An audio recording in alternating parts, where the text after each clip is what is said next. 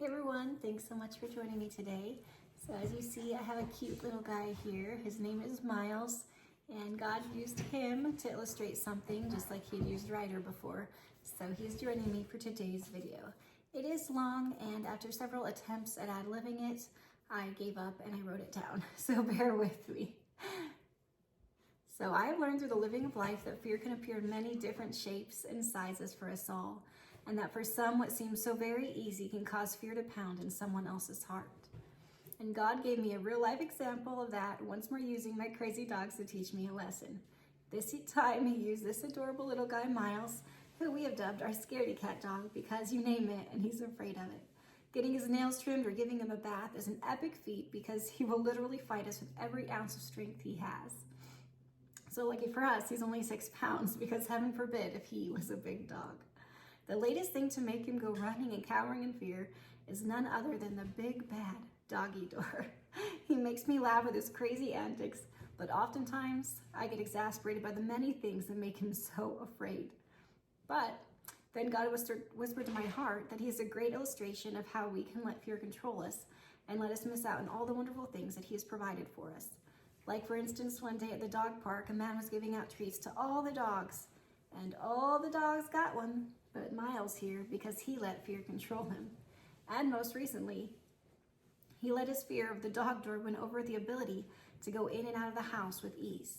He has refused to use the freedom we granted him, and providing the doggy door instead, he will stand on one side of the other, whining and longing to be on the other side, and though we try to coax him with treats and assure him that it's nothing to be afraid of, still his fear holds him back from having full access to everything we have given him permission to use.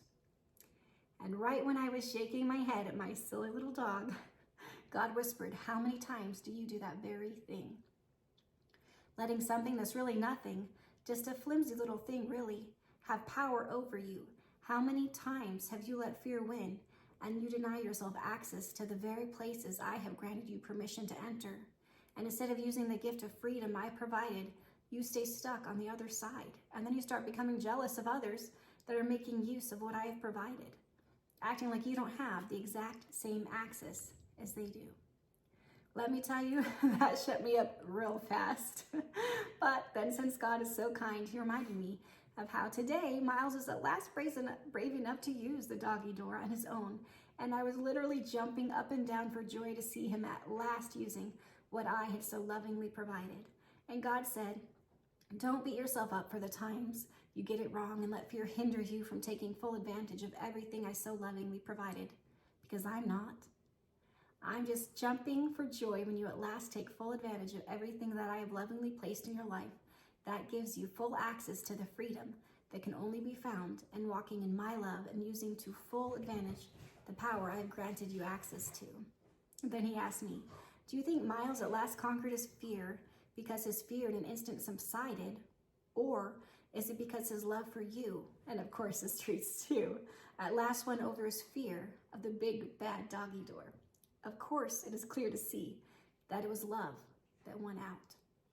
So let your love for me and my love for you shout louder than your fear, and you will at last conquer it. You keep waiting for fear to subside, but that often is not how it works. Sometimes, yes, I will calm a storm by saying, peace be still. But other times I call you to walk out on the waters and show that your love is bigger than your fear. For remember, perfect love casts out fear. So the only thing that helps you conquer it is when you let love reign supreme, and it shouts louder than the fear, and the power of your love gives you the strength to push past fear. For it wasn't that Miles was no longer afraid or that fear subsided. It was that the love of the thing on the other side of his biggest fear won in the end.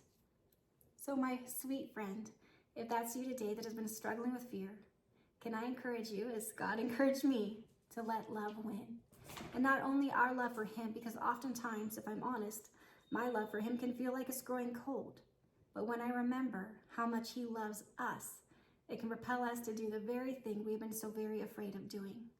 You got this, my friend. You can be brave like Miles and me and push past fear and at last revel in the freedom that has been yours the entire time, and at last take full advantage of all that he has so lovingly provided. I hope you have a wonderful day. Remember, I'm praying for you, and me and Miles are championing you on. Bye.